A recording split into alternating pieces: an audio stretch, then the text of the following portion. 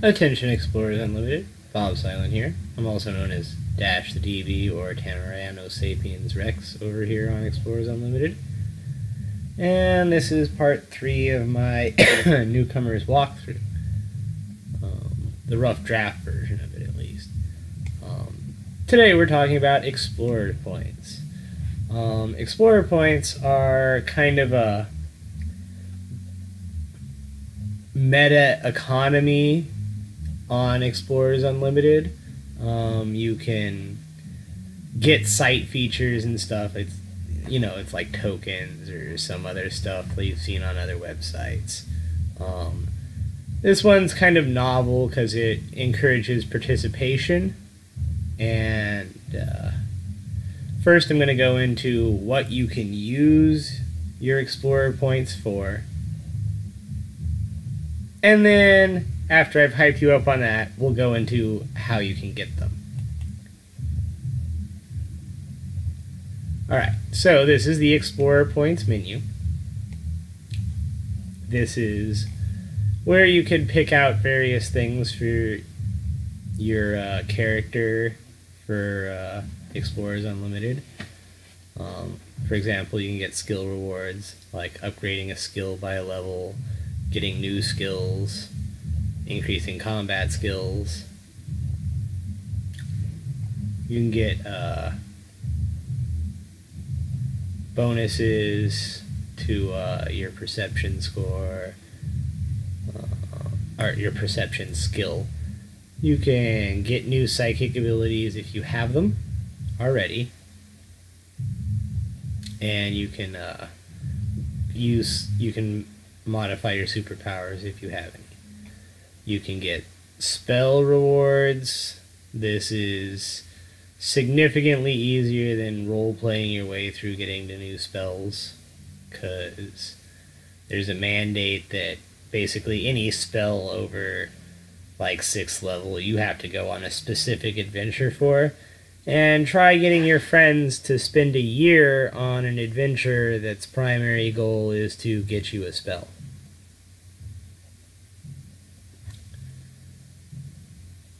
A nice game master might make it a side quest of a main quest, but oftentimes the whole point of the adventure is you going to go find something to get someone to let you learn the spell from them.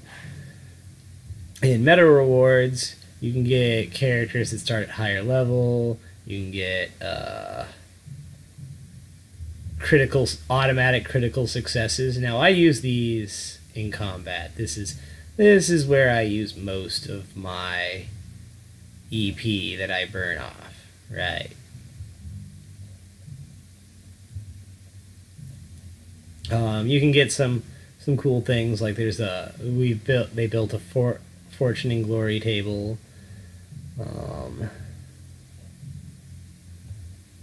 We'll get to that in a second. Now here's the meat and bones for me. Account unlocks. Right? You can purchase, you can get an inactive character slot, so if you can't play for a while and you want to keep your character in storage, you get an inactive slot for the character.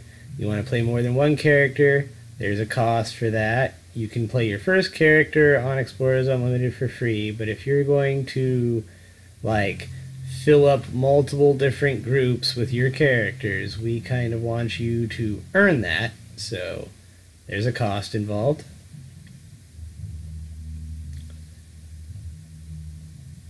The Game Master also allows for you to use EP to purchase bennies for Roll20 games. He runs those on chat once, 3 times a month, once for each game.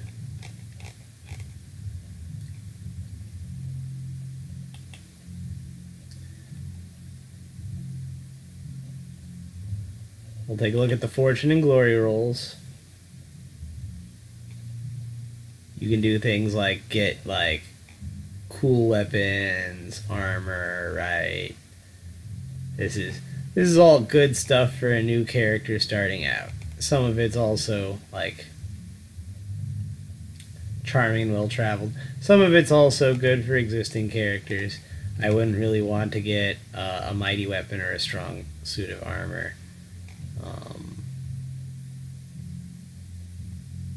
Because my character can just buy that stuff.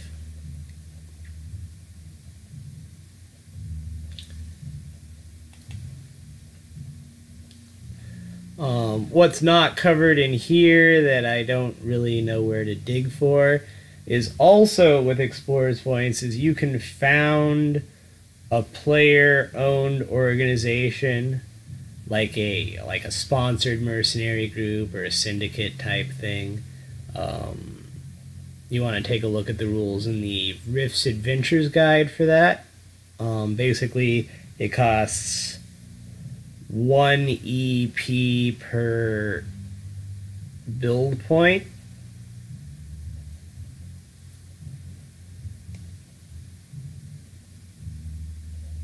With a minimum of like, I think 50 to start out.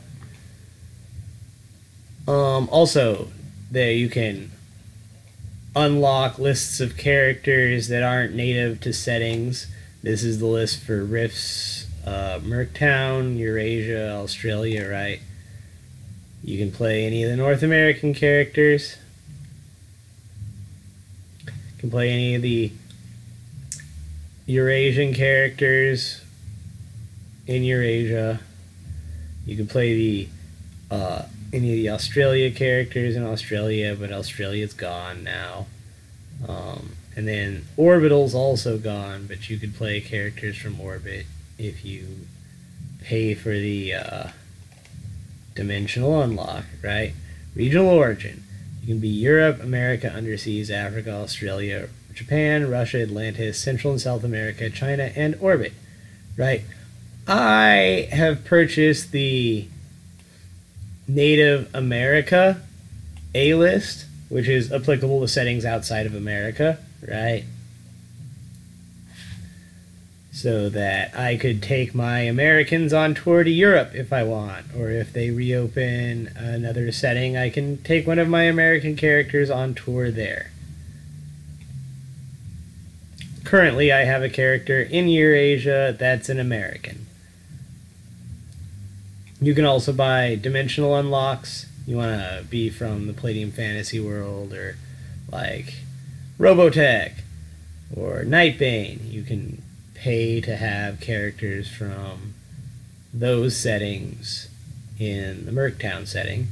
You can pay for a high-powered character unlock. That's you want to play like a dragon hatchling or a mega hero or a godling or one of those really unbalanced classes that Palladium Books likes to put out because they're like, it's all about the story.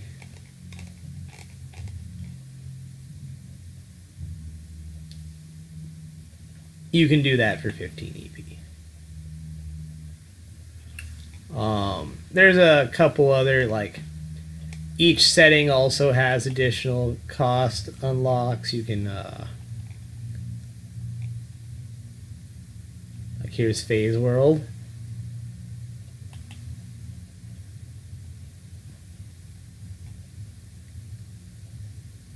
Explorer points in Phase World. They all have a label that pretty much tells you what they are.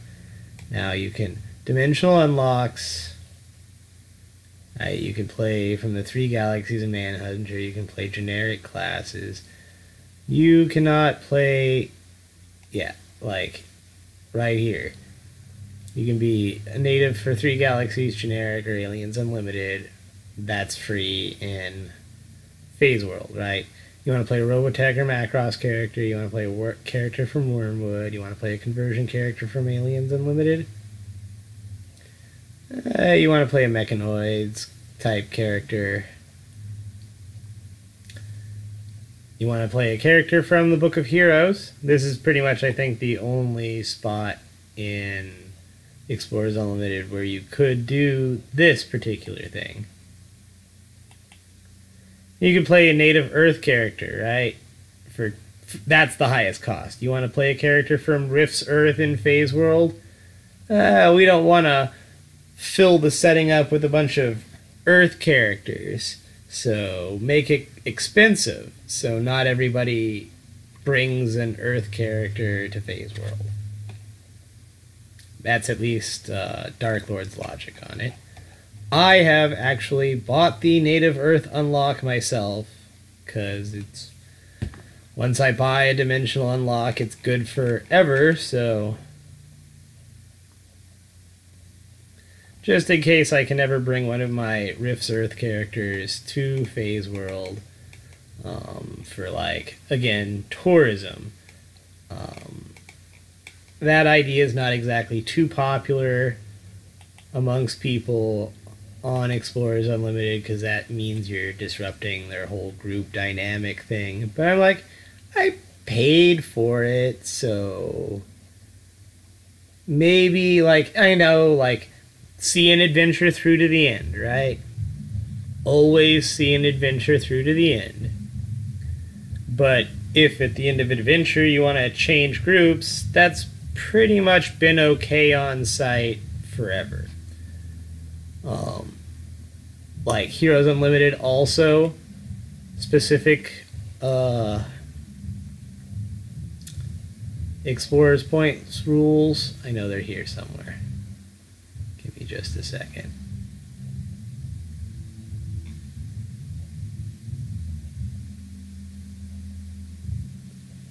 Explorers Points, there we are.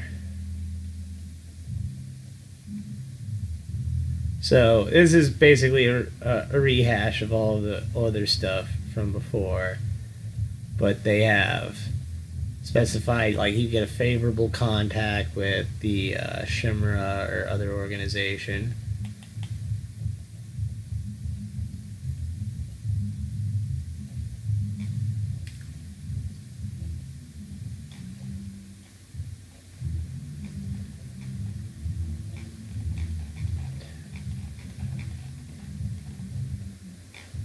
I remember there being, like, you can... oh yeah, it's character unlock rewards. You can pick a Gestalt or a symbiotic character. You can play a mystically bestowed corrupted good character, right? You can play, like, a Immortal from Powers Unlimited. You can play a Mega Hero for 15 EP.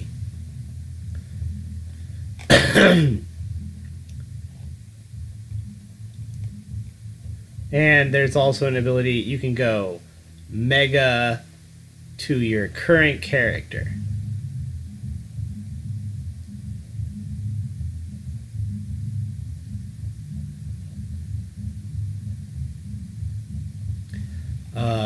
There's also an option specifically only in the Heroes Unlimited dimension to give yourself extra Mega powers. Right? You can get a Mega Power, and you can get a Mega Power and an Achilles Heel. You can just have the Mega Power without the Achilles Heel if you're willing to pay, like, almost twice as much for it.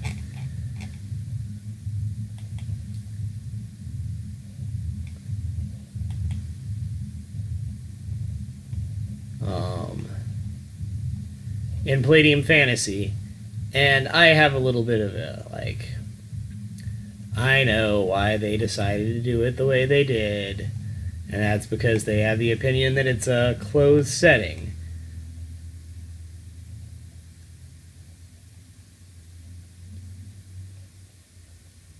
Where is it? Explorer Points.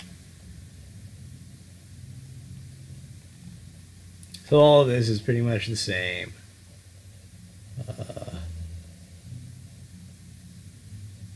You're in Palladium Fantasy, you're allowed to give your familiar extra hit points and stuff with EP as well.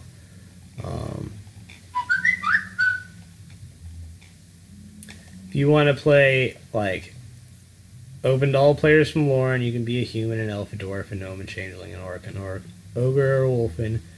You can be any of these OCCs. Now, if you want to be something else, you unlock the classes through the EP system, right? You can be like a Danzi, a Dragonman, a Quarian. Oh, they're gonna let you be a Danzy now. That's cool. You can be like the various other cool OCCs and RCCs. They can allow you to be certain Rifter classes. They all have a pretty high cost.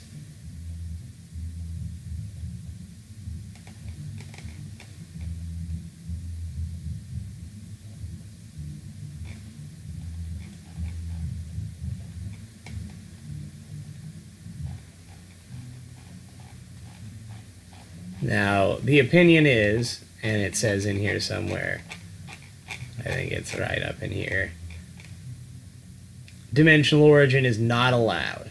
Now, this is my big problem with it. Is like, you should just set a really prohibitive cost, because there are some people who have like hundreds of EP who might be like, I'm willing to drop 100 EP to occasionally be able to play a Robotech character in Palladium Fantasy.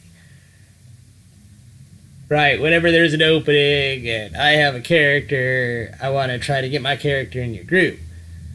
Now, that might be worth 100 EP. And the reasoning for it is that they have a closed setting, or it's a relatively closed dimension, right? And not that many people from outside come in. And I mean, my refutation to that is inside the front cover of the Palladium Fantasy main book for 2nd edition is a picture of Kevin Siembieta's Palladium Fantasy group, the Defilers, right? Count the number of laser weapons and the number of suits of modern-looking armor, like high-tech futuristic armor. There's a robot flying around. There's guns, and half the characters in the group appear to have guns on them.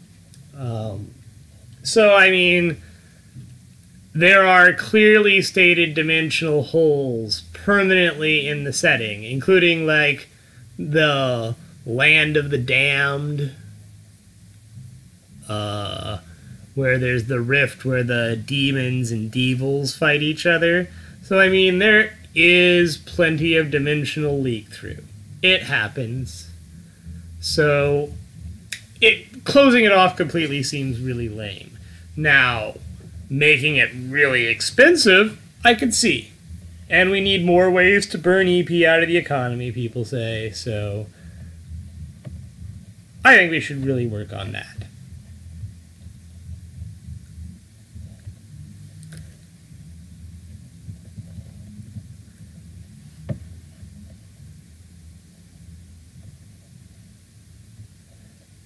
And for Nightbane, it's kind of interesting. I'm going to be buying several things on this list because I'm interested in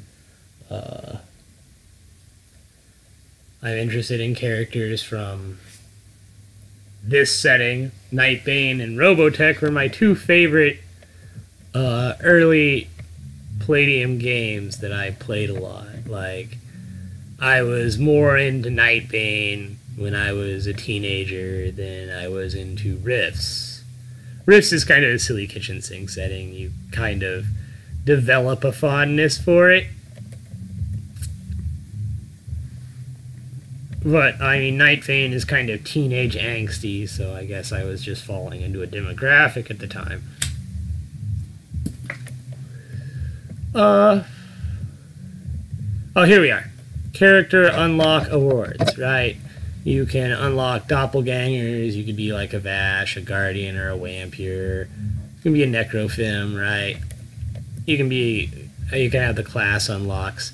I'm going to eventually get this Astral Mage unlock because I'm interested in it.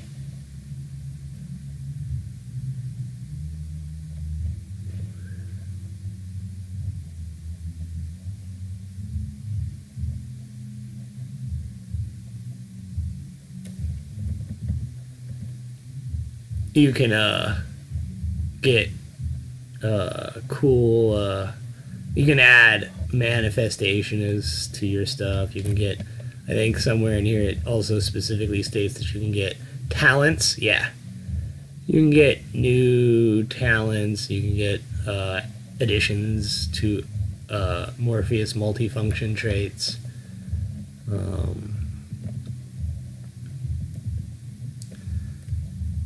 Characters from other dimensions, right?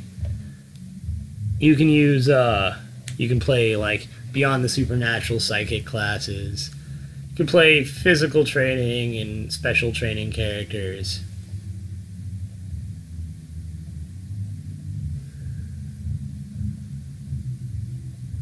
You can unlock from other dimensions, like Beyond the Supernatural, Teenage Mutant Ninja Turtles, Dead Rain, Systems Failure, Palladium Fantasy, Ninjas and Super Spies.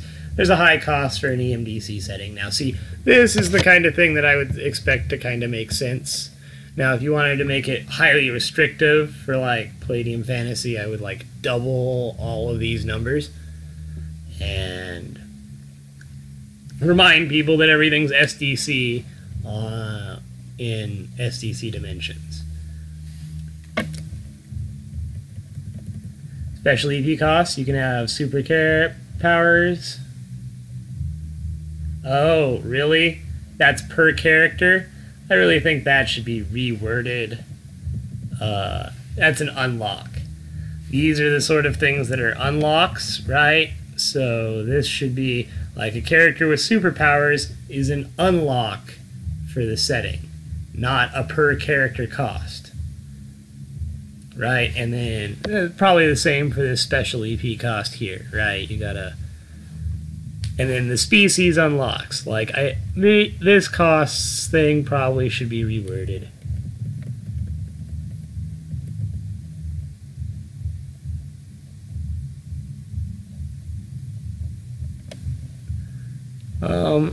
Hey, that's interesting. The Shadow Mage from Secrets of the Atlanteans could be appropriate for the setting.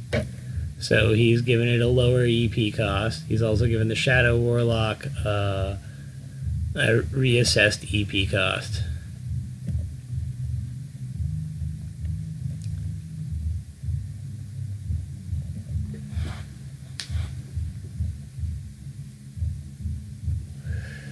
Now, that's pretty much what you can also, like, we'll take a look at my ledger so I can show you.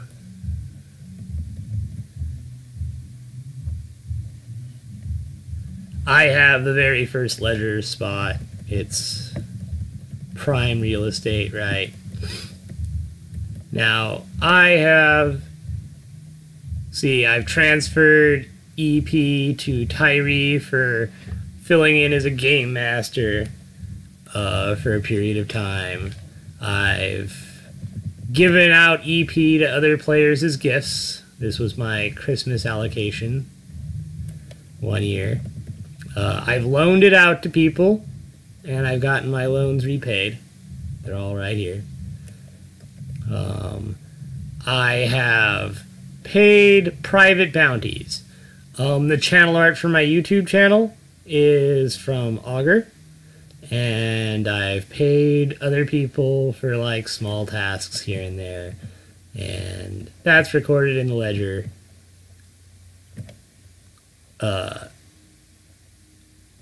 So that's another thing you can spend EP on. You can spend it amongst the players. Anybody who thinks EP is valuable, you can use it as a method of trade with them for pretty much anything. I've one of these where, well, we'll get into that one after I've finished the how to earn EP section.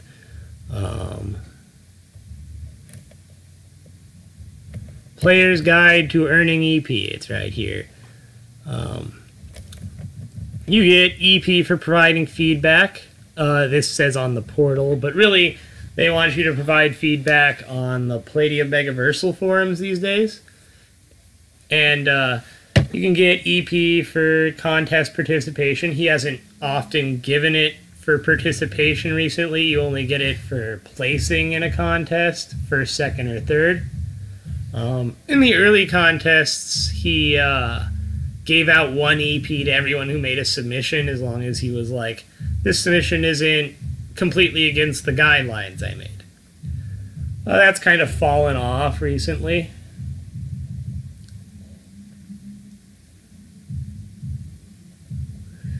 You can get EP for winning one of our creative contests. I'll get into that in a second. You can get EP for helping with the demographics thread, for providing stats and image work for equipment. Participation in the reboot. I earned 5 EP for this. And you get EP for playing in the game and fulfilling getting past fulfilling the minimum post requirements. If you're an active player, we're willing to pay you in EP for thank you for being a useful member of our site. Don't just... We have a problem with flakes. People will show up, they'll play for a little while, they'll get really tired of the slow pace, and they'll disappear. And that's a kind of a drain on the site's resources, which is how we came up with this idea. Now, you get 1 EP for EU membership. You get it once at the beginning. Right? Now, old players also got EP for the time they spent on the site long-term beforehand. Now, here's the player quality reward system. This is how you can earn EP by being a player, right?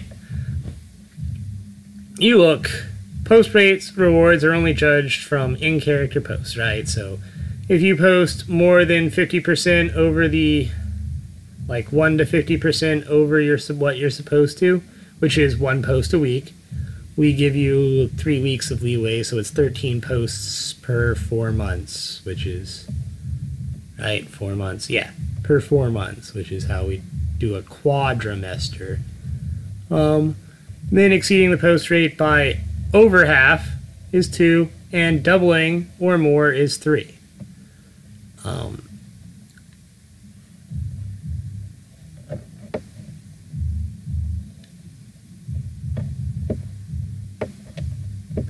And then also they reward the groups that post the best. If the groups get rewarded like 3 EP per member for the most posty group, second place gets 2 EP per member, third place gets 1 EP per member.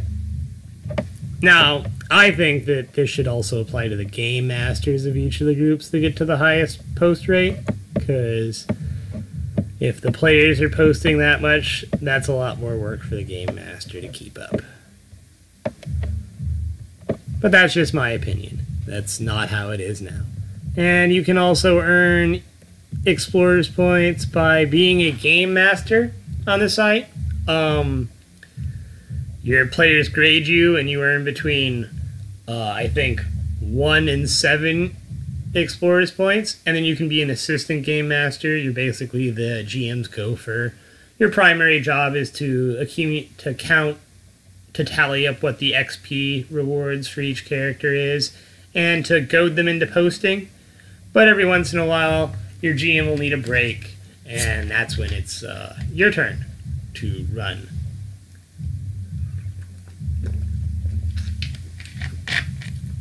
Your GM alone decides how much their AGM gets paid. There is no input from the players whatsoever. The AGM works for the GM works for the players.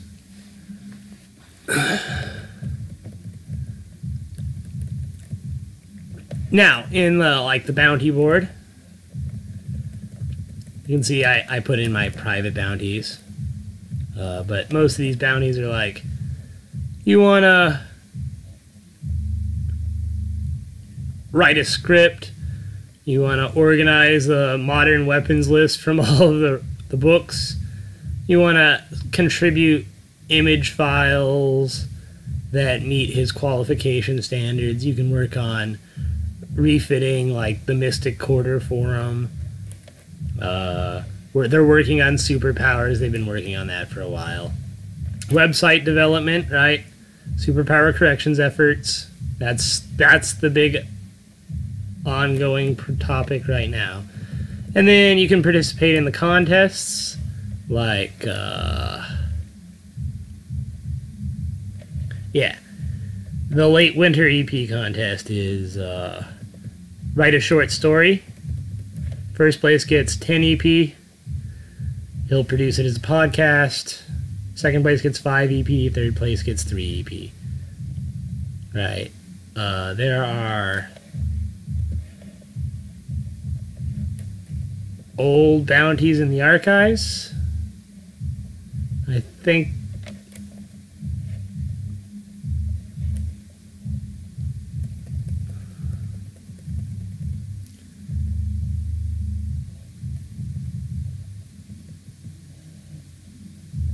this is all the rate your GM stuff. It's in here somewhere.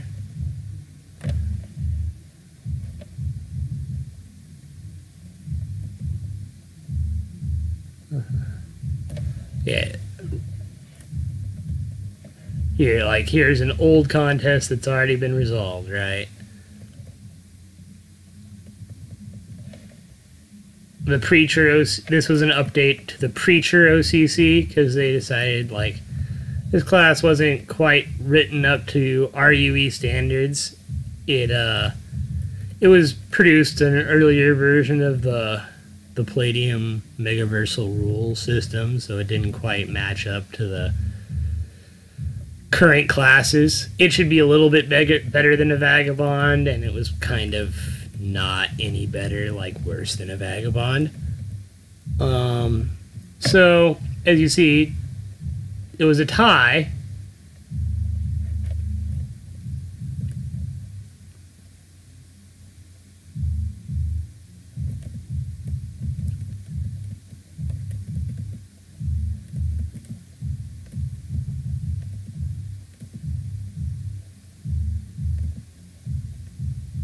There were only 3 submissions.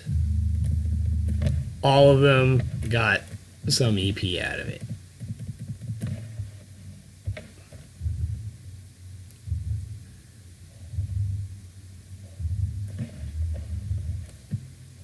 And I was talking about it. You can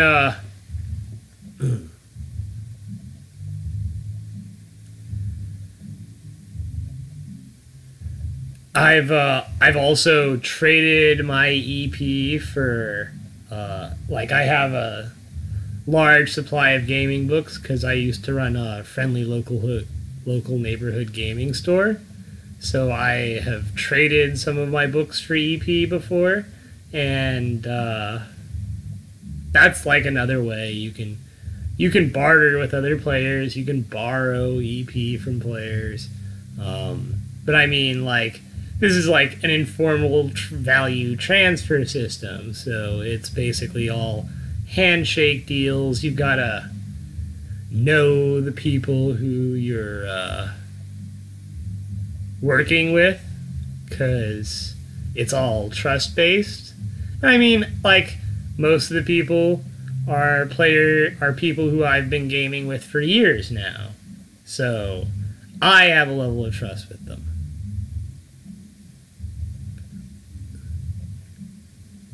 That's about it for Explorers Points. See you guys next time.